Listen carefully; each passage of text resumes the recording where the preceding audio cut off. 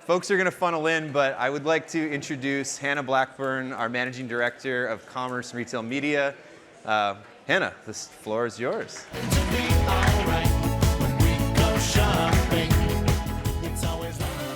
All right. Hello, everyone. Thank you for coming today, and thank you for sticking it out. This is the last session. Just a little while longer until happy hour. But I think they put us at the end because we're the best session, too. Nick mentioned I'm Hannah Blackburn. At Skai, I am the Managing Director for Commerce, and I've spent my career in digital media, including a 9-year stint at Amazon. And so today we've talked about all kinds of things. We've talked about retail media, shoppable media, data, technology. But in this session, we're going to cover a really make or break topic that impacts everything, which is the human factor. Should you take your media strategy in-house or hire an agency? So this is one of the biggest debates in the business. In my 2-decade career in digital media, this topic has surfaced again and again. And we have really great speakers here today who've been on both the agency and the brand side at different times in their career. So this is going to be a great discussion. So quick show of hands, who here is on the brand side today in the audience? Okay, quite a few. Hold on. Keep your hands up if you are managing your media in-house. All right. Thank you. You can put your hands down. And then who here is on the agency side today? All right. If you guys were paying attention, you know who you need to mingle with at happy hour. Great. So Skai recently did a survey of more than 160 brand marketers, and this is what we saw. Surprisingly, 30% of brands are managing their media in-house. We were really surprised by that statistic. And then additionally, there's about 65% that came through in our survey that are using some in-house and some outsourced strategies. So I think that's a pretty common approach. And then what is the right model for your company? What are the levers that help you make these decisions? This is the debate we're going to get to the heart of today. There are a lot of different ways to do this. And the truth is, there isn't a really simple answer. There isn't necessarily one kind of decision tree that you can follow. And I know that is a very frustrating thing to hear. There are a few inflection points that can really be key indicators of success. And we're going to talk through a lot of those nuances today. Skai consults with brands that are making these types of decisions all the time. And some of the areas to consider are, does your brand have JBPs with retailers? Is your company really attractive from a recruitment perspective in this competitive market? And how will your company culture make or break your strategy? Skai is neutral in this debate, and we want you to just achieve your marketing goals. But let's hear from our speakers. Paul and Zach, do you want to join us on the stage?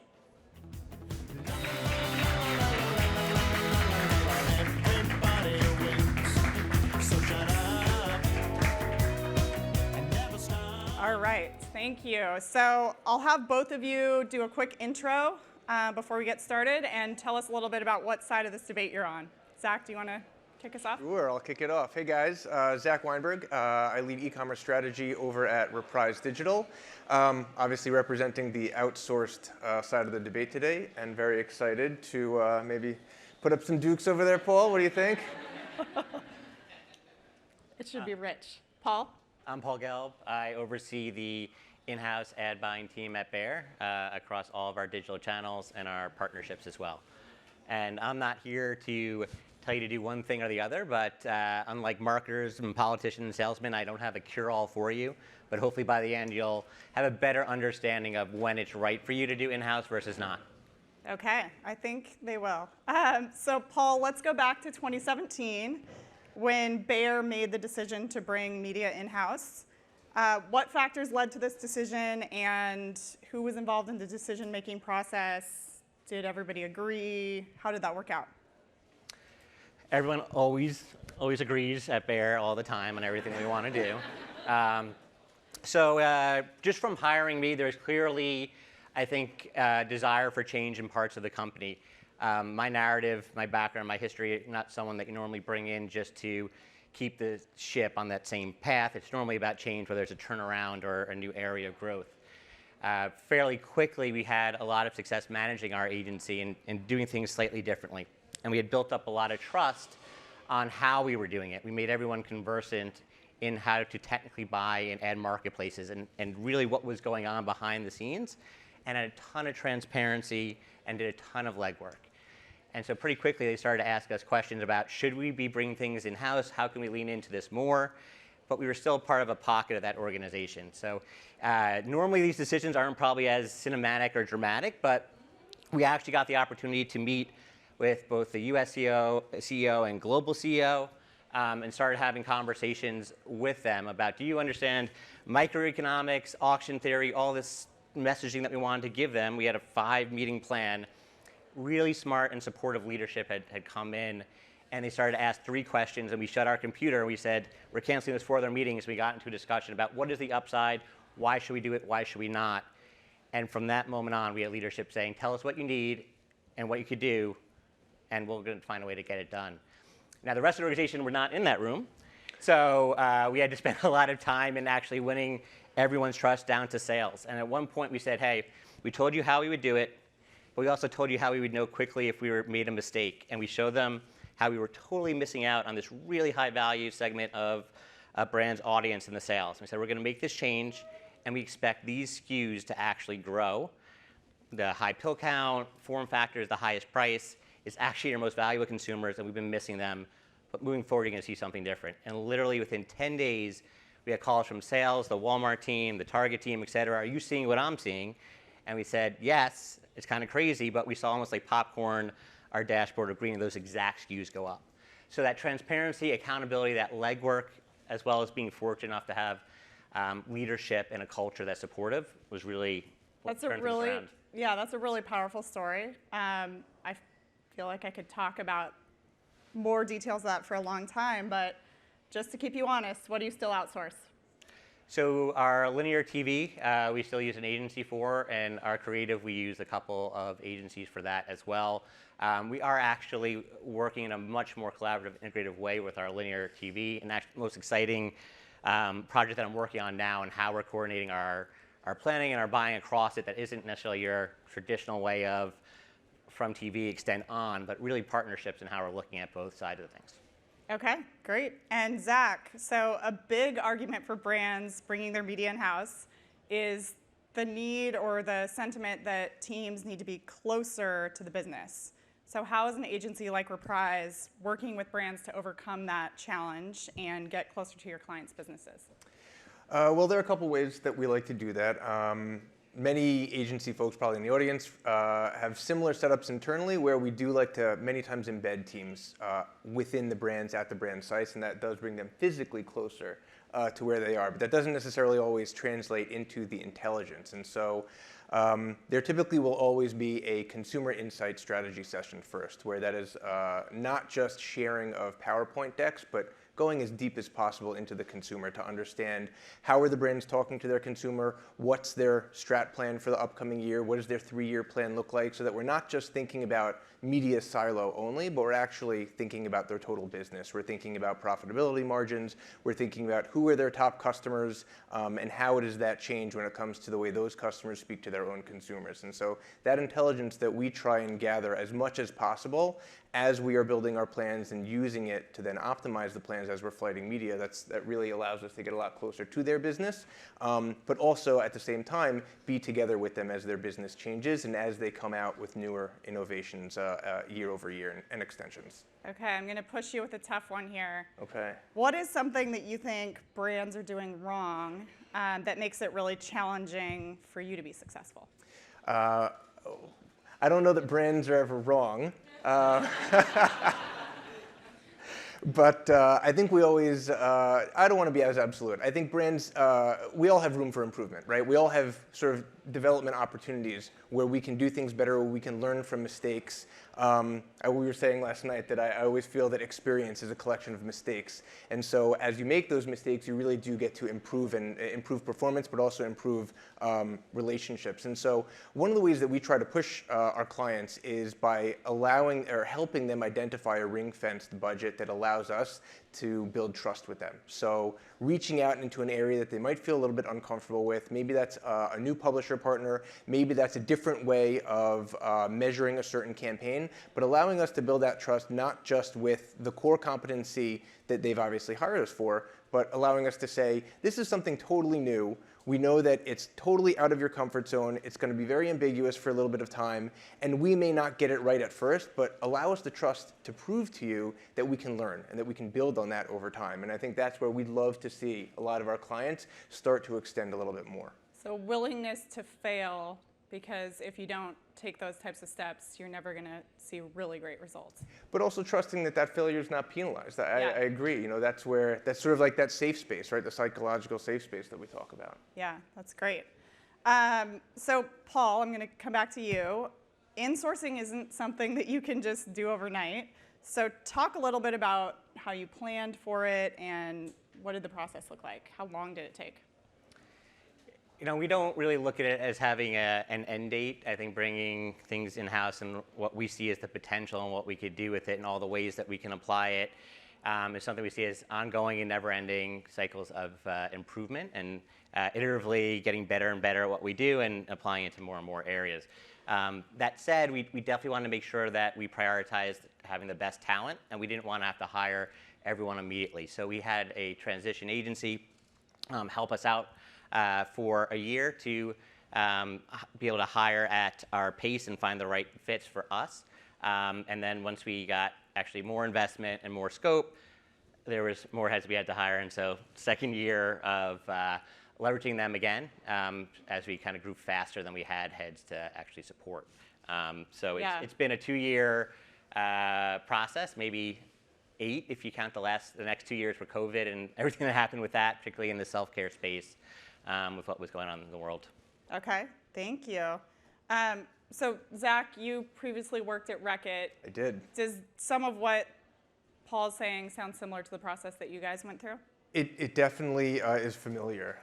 We never at Reckitt, so for context, I spent about 5.5 years at Reckitt, and that was in the earlier days when Amazon was really the main publisher with regard to advertising at the time, and so internally they were building a team out that was a commerce-focused team.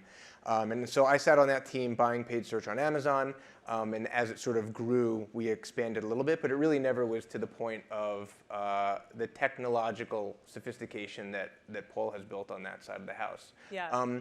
But so what we did do is we went through it relatively simplistically in the sense that you just prioritize the customers. And so at the time, Amazon, and for many brands, Amazon still is the leading customer. And so that's really where the resources started. That was where a small team was established to at least start to think about and understand, well, how does their advertising platform work? And it grew from there. And unfortunately, I moved on from Reckitt before we were able to, as they continued to expand, and so I didn't see a lot of that through toward where they are now, which I know is quite fashion forward, we'll call it.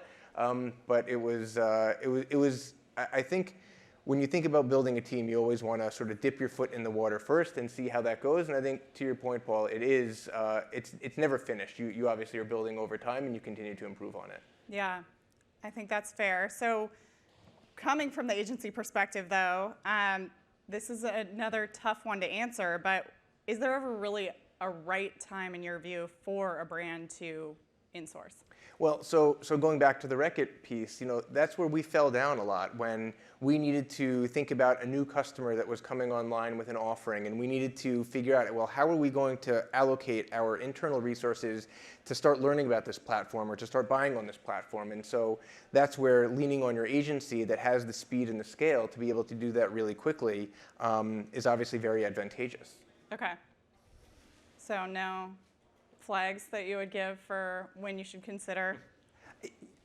I think that you have to consider when the customer is big enough that you really want to start building, both from the advertising as well as from the sales standpoint, tighter JBP.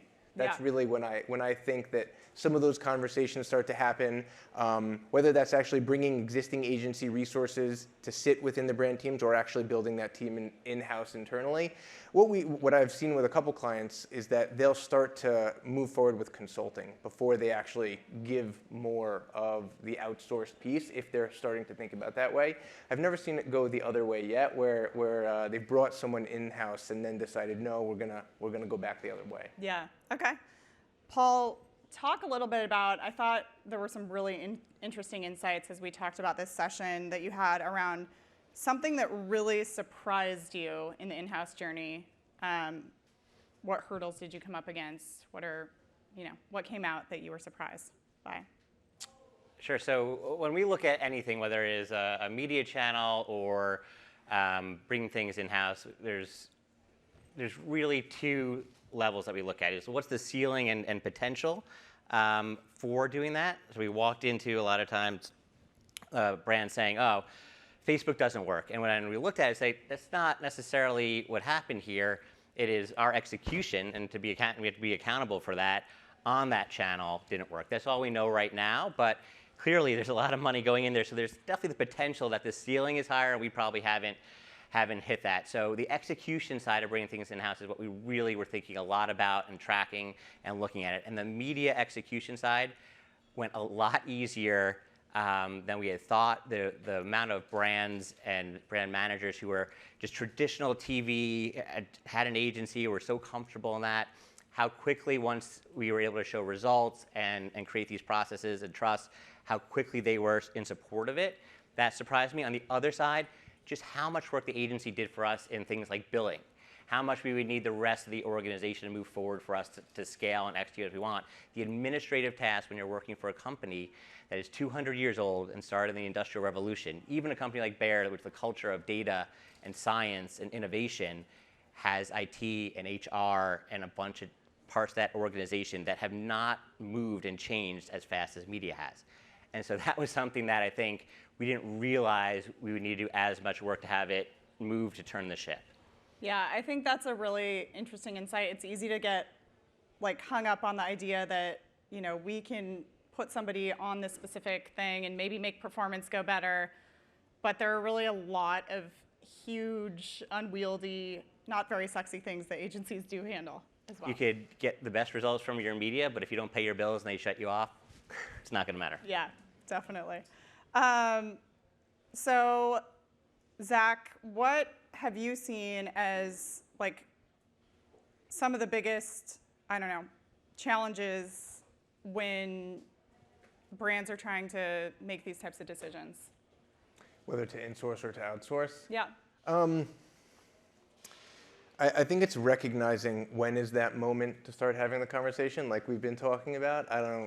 But also from a talent standpoint, I think we talk a little bit right now with the Great Resignation. We talk about the need to hire talent, the need to retain talent, and people moving around a lot. So I think that's one of the biggest challenges, because when a person leaves, whether they're on the brand side or whether they're on the agency side, their day-to-day tasks kind of leave with them. And so there is definitely that gap to fill when you think about what's a very major challenge that happens. And so I think right now is a moment in time where that sort of is a heavier consideration and a heavier impact than it has been previously. I think the talent consideration is pretty heavy and on the forefront of everybody's mind. So certainly it would impact this discussion as well. We didn't talk too much about this yet, but talk a little bit, Paul, about how did you go through the process of even understanding what the staffing needs would be on your side, and how big is your team? How did you go about building it, and that type of thing? So sometimes it definitely pays off in ways you don't realize when you've had a non-linear straight line career path, and there are challenges and suboptimal parts of that, of having worked in various parts of the industry. Pretty much I had worked everywhere but the brand side by the time I came here. But that also provided tons of opportunities to scope a team on the agency side, of actually having a lot of experience with people who were hands-on keyboard and products and services that would help them become more efficient in what they do. And so I was able to leverage a lot of those. We reached out to our transition agency and other partners that we worked with to get their POV, or how they were looking at it, and how they actually calculated it. And we took pieces of that to inform or to check our assumptions. But it really was just having worked years and years in all aspects of what gets an ad delivered, and what goes into that, to give a pretty accurate perspective, and to have a little bit of bandwidth built in with our transition agency and make everyone aware of, hey, we may need to add an extra person here or there. Let's put it in the budget, and we might give it back, but that'll be a lot easier at the end of the quarter anyway. I think I remember you mentioning that you worked with a lot of different partners to try to get their, assumptions for headcount, and everybody gave you very different answers. Yes. Yeah. So right now, Zach brought up the sort of talent competitive space that we're in today with the Great Resignation and everything that's happening in that area. What do you do to really compete and make your business and your brand marketable for talent? So to start with, Bear's mission as a brand is to improve the health outcomes, particularly those of underserved communities. To be able to apply something as esoteric and unique, and that my parents still don't understand, in terms of ad tech and how to buy media for that outcome, there is something that's much more rewarding than even the many startups that I've worked for and with that have missions that I think you have to take a leap of faith to really connect what they do to the mission and the good that they say that they do. But here, you can really see that sort of impact. So I found that personally rewarding, and it's definitely been something, as we interview people, that I think is attractive to them. The other thing that I found, being on that agency side and then being on the brand, is it's almost like when you take care of your kids and their friend, there's stuff that you would do with your own kid that you wouldn't do with somebody else's kid. And so when you're an agency, and you're acting on behalf of a brand that has taken years to build their brand equity and that value, you have to be a bit more cautious too. And so there are things that we can do, because it's us doing it versus someone on behalf of us, that I think is exciting and can open up doors to the right thing to do. So for example, the Chili's example from earlier today, I think a lot of people said was bad for everyone. In our opinion, and what we've been able to actually make a change at Bear, is we got asked both for COVID and with Ukraine about pulling media. And we said 100% do not do that, because if we're not going to fund the people reporting about these serious topics, and we're going to pull our funding from how they make money, of journalists covering these topics, then what is our brand really about? And if that's bad for our brand, what's good for our brand? And so we've made that change. Now, if you're going to be interruptive on a TV with running against news or even sports, you should be thinking about your creative and whether that is appropriate there. But there's no way, we don't believe that anyone should pull their ads from CNN or news sources reporting on any of those two topics. But you could take that stand and say that more being at the brand than you can or ever could on the agency side. Okay. Yeah. I think that you can definitely have more potentially freedom to be decisive or push the boundaries a little. And then outside of that, our interview process, my section of it is behavioral, as well as a full half hour where we do a lot of Q&A and we explain how we do things, how we approach it, how you will get exposure across 21 channels in a way that you never will, even if you specialize in that channel, to see that many different brands, that much ad buying. It really is a learning and development situation. Also to have a boss that is very technical, that has been in ad tech for over 10 years, that understands what they're doing, the work of hands-on keyboards, what that means, is extremely appealing. And then just explaining a little bit about how we buy, which is very different than anyone else, and to show them how, after working here, they'll never buy or do things the way they have. And then once they've ramped up, they'll have the opportunity to make sure that we'll never buy the way that we used to, and they could actually change that and evolve that from there. And that's a pretty appealing opportunity if you've had to do what clients have said your entire career. Yeah, definitely sounds like a good opportunity for growth.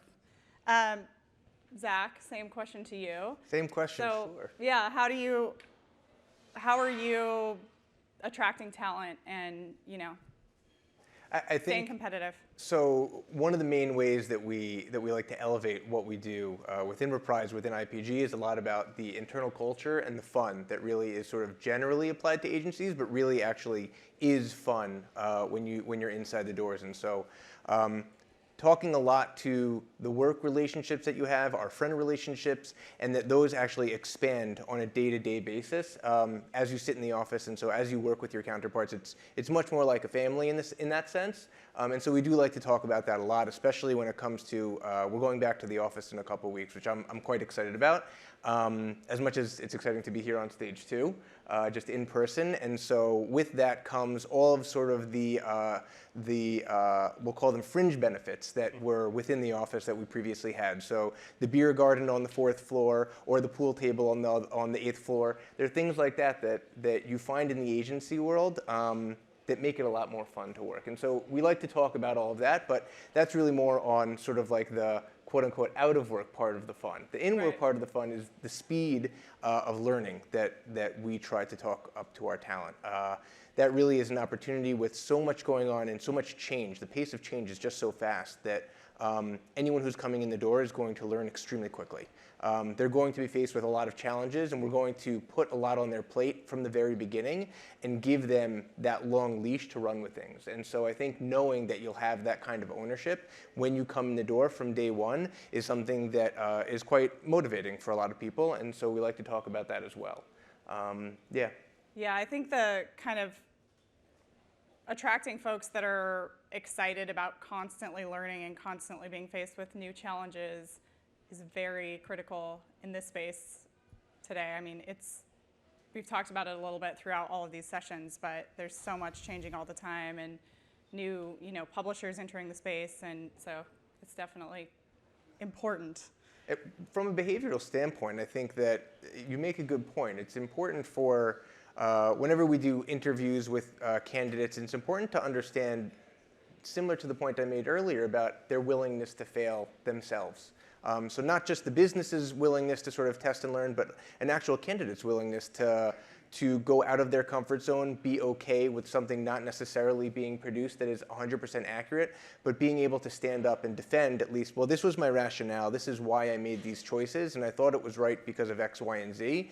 Well, so here's the feedback, and this is why it's not necessarily the best decision in the moment, but that entire conversation is a safe space to have. And that's really where when candidates and when new talent comes in and they understand that actually is a place, that's the payoff for what we sort of sold in the interview, that this is a safe space to learn, this is where you're going to be growing, and that's an opportunity to behaviorally sort of test out and tease out from talent to see their willingness to lean into that. And it isn't necessarily for everyone, but I think when you think about career growth, your comfort with ambiguity and your willingness to be pushed outside of that comfort zone and sort of stay there is definitely a strong trait that we look for. I'm definitely even trying to build that growth mentality with my kids, and so when they get upset about screwing something up, I'm always like, this is the only way you're ever going to get better at anything. So yeah, I don't know. I think being in a workplace that's comfortable with learning through making mistakes is, I don't know, it's a big change because there's a lot of workplaces that don't feel that way. I hear that argument with the kids. We were talking about I have a son and twins at home, and so the dynamics are very different when you give one but not the other. Yeah. Paul, so how do you one of the things that I think an agency benefits from is because they're touching so many spaces and so many clients and have that scale, they're also in tune with a lot of the latest trends and things that are happening. So what do you do to kind of stay on top of all of the latest trends rather than just kind of staying in the places that you've built success on and you're really comfortable with on the brand side? So I was fortunate in my career to own that or work on that to make sure that whatever company I was in or whoever our clients were up to date on the latest trends. So there were a lot of things that I did that had nothing to do with necessarily being at an agency. And what I will say is, one, just knowing how to use platforms like Twitter, there's a lot that you can get and know and understand. Two, by hiring people from various different backgrounds and experiences, you actually wind up bringing in real, practical, actual, meaningful trends and information that you wouldn't just get from that, oh, we went to South by or CES, and here's the trends you should know about. But there's not that much detail or actionable or what it actually means to you. So we get way more information. But we've also just found that with all the proliferation of channels and how they work together becoming more and more important, that is actually one of the leading areas of where you need to understand the trends and what is going on. And the fact that we oversee across 14 brands and at the scale that we're buying and have that much transparency with hands like keyboards there, and great partners that we are transparent and build great relationships with, that really has filled in that gap in that role. I feel like you kind of teed this up, but Zach, we've talked a lot about people and process in making this decision, but what would you have to say about how important tech partnerships are for agencies? Tech is critical. Tech is very critical to what we do, both from internal building of proprietary technology, so whether that is dashboarding, whether that is AI building and machine learning in order to have better listening, to understand what are the trends that we're trying to understand. Tech is very, very critical. For example, we right now are working with a very large retailer on ingesting a lot of their data into a data lake that we can then use to tie together retail metrics with paid media metrics. And so that's a way actually where we have actually leveraged some of that retailer's resources to support us in that build. And I think part of the agency's leverage and scale allows us to have some of those partnerships where the retailers really are willing to lean in with us in order to do that. And so technology really is the underpinning in a lot of what we do. And of course, within the media industry in general, I think without the technology, all of the ad serving and the inventory management and the controls as well as the back end is kind of not possible. Yeah. Paul, so with you moving things in-house, you kind of mentioned this, but talk a little bit about your approach to tech partnerships. One, I got very good at working with legal because we have US and European legal and signed direct agreements with 30 or 40 tech platforms for a healthcare company is a process. But what I will say is you can absolutely have the right technology, and that does not mean that you'll be successful. I think it's very key to make sure you are really focusing on how you work with those technology partners. If you think that you have done a great deal, and it's because you look at it from a zero sum, and you've got these terms where you benefited and your partner, your technology partner, your day-to-day people have not, then you absolutely do not have a good deal and you will not be successful. If you're not thinking about how both you and your partner are going to look good internally and build and grow and benefit from that partnership, it is night and day once you're able to do that. Two, it's been very helpful just being on the other side of things and having to present to finance and to the executive team on the partnership that you have with the agency holding company or this innovative brand, so that I can actually work with my counterpart and say, here's a template, hand this to finance, and say these things because I've done it so many times before and I understand what they need to do on the other side to get it through. But we really have just been fortunate in our approach also resonating with platform vendors. We're very technical. We're very focused on that execution and making sure that it's at the highest level. And so there isn't that concern about the issue with a new product launch being between the computer and the seat, being the person in that execution. And we provide a lot of great feedback. And we're also really confident that we can help our partners build something that others will use, but our execution will be better. So we're not scared about that. We'd rather be part of actually building what that looks like and having it help out how we buy and our advantage than just saying, I want exclusivity or I don't want to share that information. And having that sort of approach opens up so many new conversations and doors and areas that it won't if you're just trying to get something exclusive or have an adversarial sort of relationship. I love that philosophy because I think if you approach any partnership or relationship trying to make it as mutually beneficial as possible, it leads to a lot of collaboration and success. And sometimes we're going to need a favor. So if your partner looks good and they need to sign off on that favor, you're going to be happy you did it ahead of time. Yeah. So I think we're going to do a little bit of closing arguments here. Zach, give us your strongest pitch on the benefits of working with an agency. Strongest pitch. Well, I think the biggest thing in my mind is the speed and the scale that agencies can bring to the table, and I will make my closing argument by way of an example. Back in 2020, a certain very large beverage manufacturer that we were working with was unsure of what to do during the pandemic when everything really shut down in April and in May.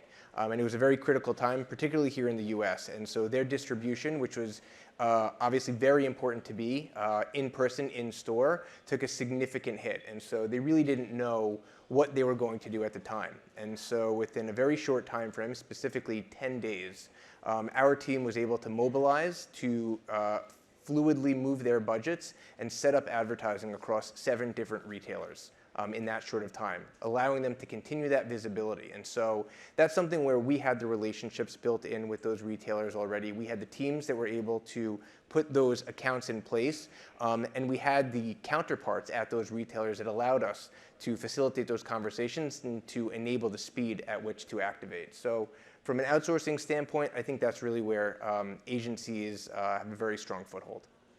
Yeah, I would agree. It's hard to be able to pivot and execute that quickly. And Paul, what do you feel like, how would you sum up what you really gain from insourcing? Sure. So I haven't met each of you yet, so I can't say if it's best for each of you or your situation to bring things in-house. But what I can say that I've learned is that there are things about being so close to the business and the brand and certain information that you can get access to and when and how you can get access to it that I think objectively I have found that the ceiling potential, if you're able to execute in-house and do it, is higher than having an external partner do it or for bringing the right sort of things. Now, that might not be possible for your brand, but what I can say is I can guarantee that after this, I will be having a drink. And if you come by and have any questions for me, anything I can provide that might be helpful to help you decide, happy to do it. Excuse me. Thank you both. I think we have one more award to give out. And I'll let Nick take it away.